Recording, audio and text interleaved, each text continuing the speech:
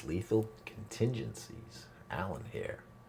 All right, so today I'm going to do a little bit more testing of the Beeman BP50.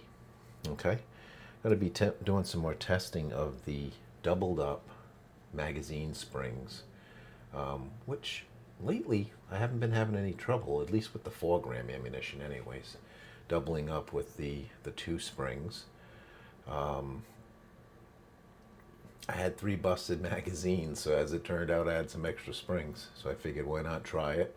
Had a viewer of mine suggest using a Pistelli spring, which, I don't know, it was a little tight fitting, but it might be working okay for him, which is great. But for me, it was, I don't know, it seemed like it was hanging up a little bit.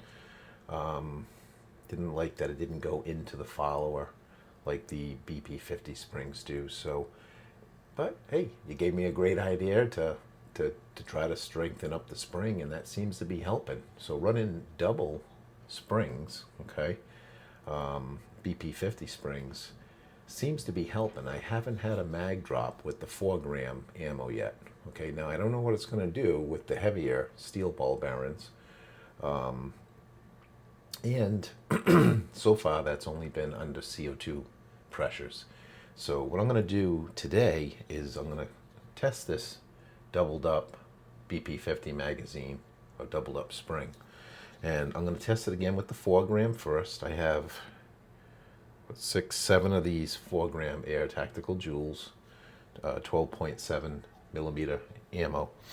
And I'm going to try that here, but this time I'm going to try it under some higher pressures than what we're getting on the CO2. So I have a 1050 tank here, my 13 CI 1050 tank, with a built-in slide check regulator, and it's really kind of a strong 1050, so it's closer to 1100. So I figured that should be a good test to see if the mag holds under the higher pressures.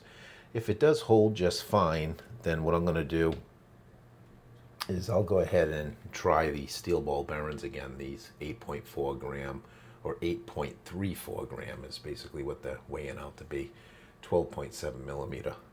I have 6 of these loaded up in another magazine that also has 2 springs in it, okay, 2 of the BP50 springs. And we'll see if that, we'll see if it's enough tension that it also helps me out with the heavier ammo, okay? I know it's been working great, the doubled up springs with the 4-gram, and you could theorize that anything less than 4 grams should be fine as well, but we'll see what it does with the heavy stuff.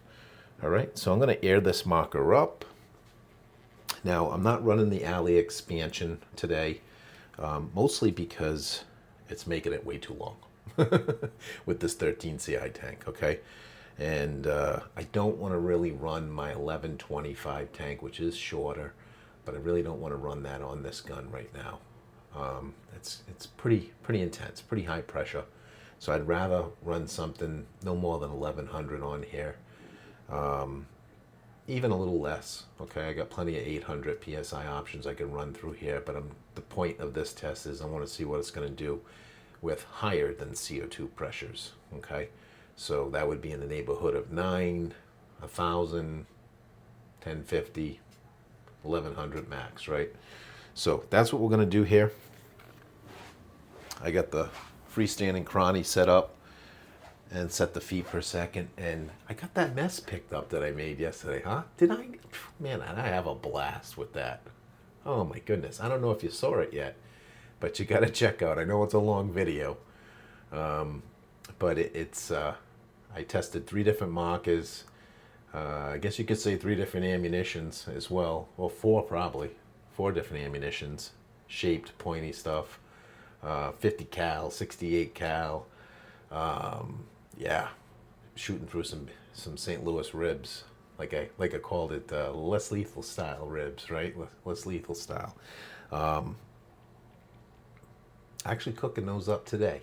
Not all of them though. I was managed to salvage a little bit of it that I thought was safe. Didn't have bone fragment or pieces of AR Tactical Jewels in them. Anyway, yeah, I'm crazy enough to do that. So I got a little section that I'm cooking up with the other rack that I bought. I bought 2 rack and decided I'd give one to entertainment you know, for video. But anyways, if you haven't checked out that video, you'll get a laugh or two. It was pretty cool. It was a cool video. I wish I had access to something at the market that, or yeah, maybe I got to check with the butcher, but something that had some pig skin on it and, you know, back fat. But I figured it was better than nothing, and they were on sale, so it didn't kill the bank to do it. So it was fun. It was fun. But today, in all seriousness, and you're like, is this guy ever serious? I don't know. Sometimes I'm serious.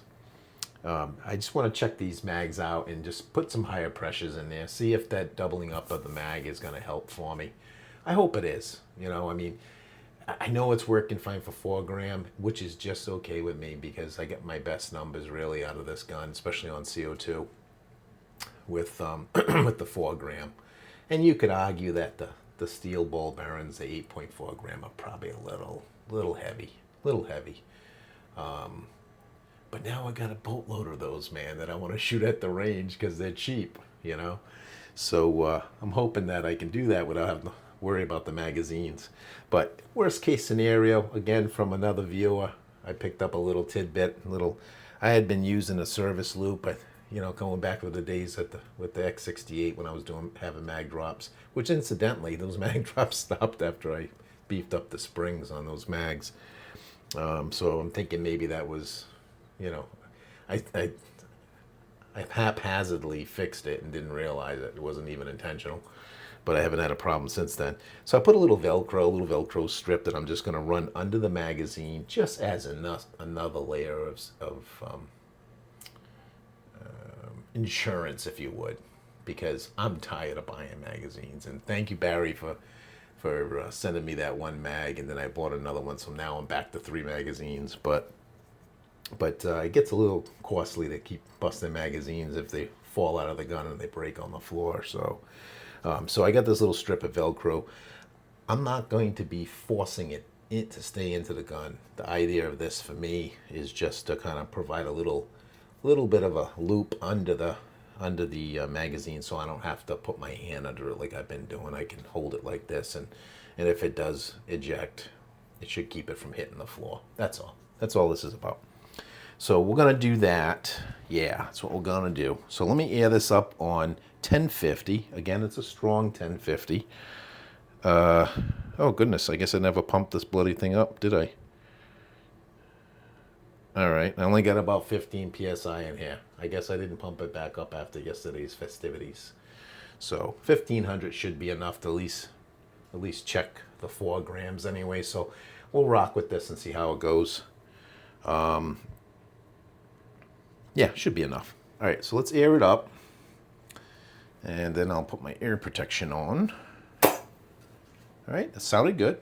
Nice firm bolt activation. Everything's nice and quiet. And again, I'm running the aluminum tuning barrel extension, which brings me out to, what is it, like 7.5 inches, 8 inches maybe, or something like that. I forget exactly what it is. I think it's 7 and change. And then I get the Home Defense 24 tuning ASA here, naturally. And we got the tank on the back with 1050 psi, a little bit more, just a little under 1100. Running the new laser here, the easy aiming laser.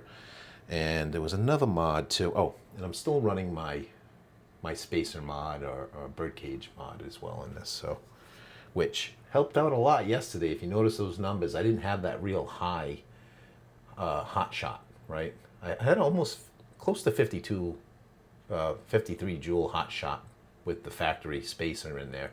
The first time that I ran this configuration with the plugged Home Defense 24 rear ASA, and that thing was great. Yesterday I only got about 42 and a half, on that first shot. But if you noticed, the consecutive shots after it was the first 3 were all in the high, we're all in the low 40s, and then 39, and then I think we ended at 36 or something like that, 36 joules over the course of 6 rounds. So I mean, it did definitely provide more consistency under CO2. Now, if you like that hot shot, that's great. You can go ahead.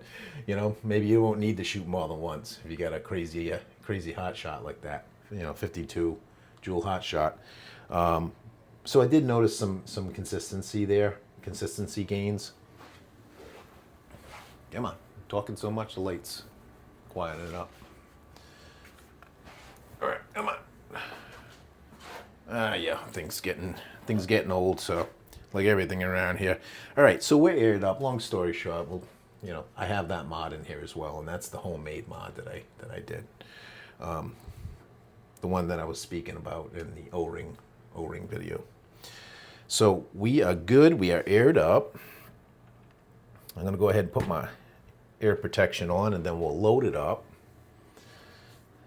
And we'll put that little piece of Velcro strip across just as a little extra insurance so that I can hold that foregrip that I have on the gun, right?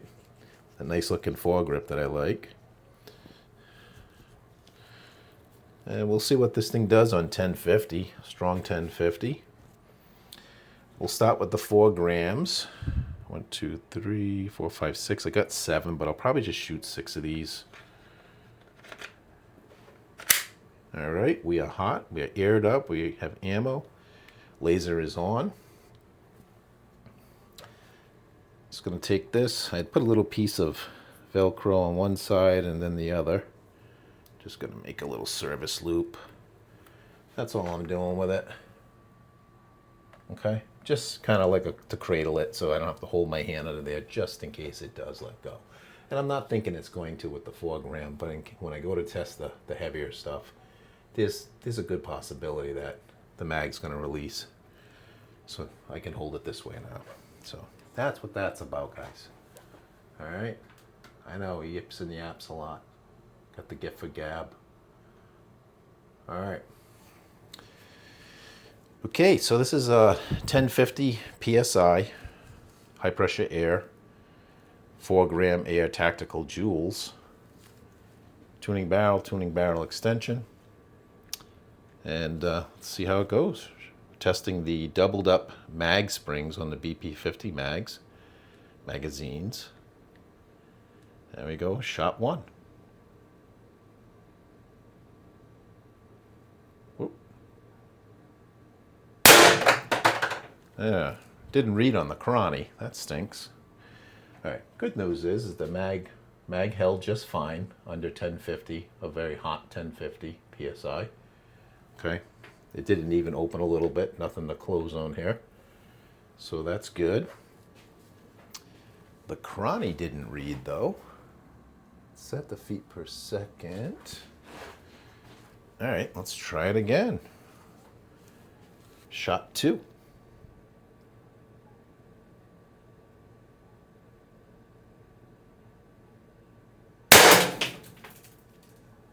.5. I know that ain't right. And that round, did I hit this thing again? I saw it move. I think I just hit the stinking cranny again. I don't know how I'm doing this, man. This cranny. I hit it and pieces of that 4 gram came flying back at me. Either that or, you know what? It's reused 4 gram. I bet you it was one that took a beating yesterday and probably the day before. And that's probably what happened. So I think I shot pieces of it out of the barrel. I think it probably self-destructed as it came out of the barrel. All right. Let's try shot 3, but the magazine, don't believe it. Yeah, it's still there. Doesn't look like it unlatched or anything. All right, let's try this again. All right, shot number 3. 4 gram.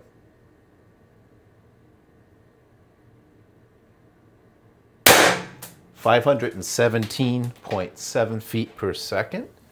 I got a reading on that one, so that's good. Yeah, I think that's what happened. I think I had a jewel that was hurting. It was ready to let go, and I think it flew apart as it was going towards the target trap. Some of it gave me an 85 feet per second reading. But this one was good. This one came bouncing back at me. Looks all right. All right, so I think that was what, 3? I think 3 shots. Let's go for shot number 4. And let me check the pressure really quick. Yeah, I'm still above 1,000, so should be all right here. Shot number 4, I'm going to call it. Shot number 4. 516.3 feet per second, 516.3, and the magazine's still holding good. So that's some good news. So it looks like doubling up these mag springs is going to be, it's going to be what resolves the mag drop issue. At least for me, anyways. I think it will for most people. That was shot 4. Let's go with shot 5.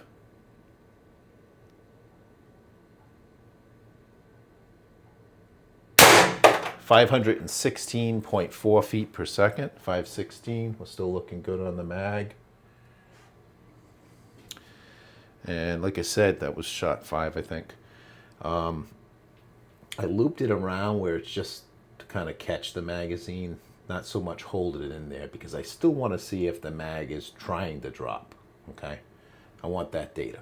So if the magazine's going to come out, it can come out a little bit. It's just going to keep it from hitting the floor. That's all. All right. So that was, what did I call that? Shot 4. This should be shot 5, I believe. I have a little over 1,000 PSI left. So shot number 5. Here we go. 517.1 feet per second. 517.1. Nice consistency, though. Of course, HBA usually is consistent, but this is even, seems like I'm maybe even getting a bump in consistency more than usual. And it'll show up here too, because if you got a small tank, or as your tank's draining, you're using your pressure, your capacity, it can, you will see a feet per second drop naturally. It ain't gonna shoot forever at the same. Even with the regulator, there's only so much that regulator can do. All right, this round looks okay. It's been pretty beat up though. That one may not be lasting too long either. All right, I think this is going to be shot number 6, but I did have 7 in there, so might be 7. Here we go. One more of these babies. I'm going to call it shot number 6.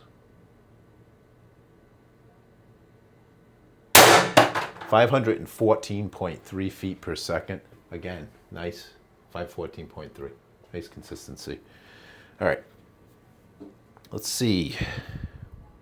Still just a tad above 1,000 PSI. Let's go ahead, and I don't want to de-air it because I'm going to lose a lot of volume. Let me drop this mag.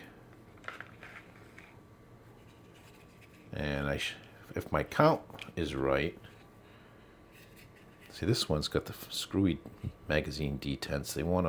That pin always pushes out, and super glue didn't help. They really need to improve that. I'm gonna have to fix that. I think I got one left in here. No, I don't. That was my 7th one. Okay, so my count was off. My count was off. There's nothing in the breech. All right, so let's go ahead. I got about just a little bit. I want to say about 1,100 capacity left. I didn't start out with that much either, but without that expansion chamber, it's not as much of an air hog. So, all right, so I got 6 of these steel ball barons, 12.7 millimeter, the 8.34 grams. I don't know if I got enough air to get rid of all of them, shoot them all, but let's see how they hold up with the doubled up mag springs. I'm fully expecting that the mag will probably drop with these heavy ones under this pressure, but we'll see what happens. If not, I'll be thrilled. So, all right. So I had one 4-gram jewel that gave up the ghost. It's done. All right, so here's the heavies, right? The steel ball bearing heavies. All right, testing the doubled up mag springs to see how they're going to hold up under 1050 PSI. high pressure air. Shot 1.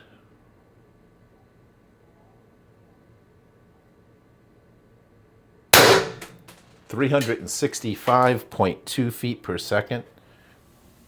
365.2. It's nice when they come rolling back at you. You don't have to go out of your way too much. All right, so as I expected, it's a good thing that I put the Velcro on there, okay? So it's the doubled up springs are providing additional tension, which seems to be taking care of it and working just fine as far as the 4 gram and probably anything under that. And who knows, maybe 5 or 6 if we had 5 or 6 gram ammo, which I don't have. I don't know if anybody makes any of that. I think 4 is about the heaviest most people make, and then you got to go to the steel ball bearings. But seems to be the doubling of the springs is just fine up to 4 gram. Okay, you put these heavy 8.34 gram steel ball bearings, and yeah, if you want to shoot those, you're going to have to live with this happening. Otherwise, maybe a drum mag. There's a guy now making a drum mag for the BP50. Forget the name of them, but there's also an extended mag that HD 24, Home Defense 24 makes, that Air Tactical sells as a distributor, and I don't have one of those. I've been debating whether I want to spend the $60 on that or the $60 on the drum mag, or spend any of it at all, but those are 2 other options. It is possible that extended mag, that extended mag might actually help even with the heavier ammo, but I won't know because I don't have one to test. So if one of you guys, see, just destroyed my detent. See, that's what was happening with the higher pressures. When am I going to learn my lesson, guys? When am I going to learn my lesson? Now I just destroyed a freaking detent again. Yep. All right, back down to 2 mags. Anyways, boys and girls, don't do this at home. If you're running high pressure, don't run the heavy ball bearings out of this, unless you got a magazine that's got a better quality detent, because I still had 1,000 PSI in there.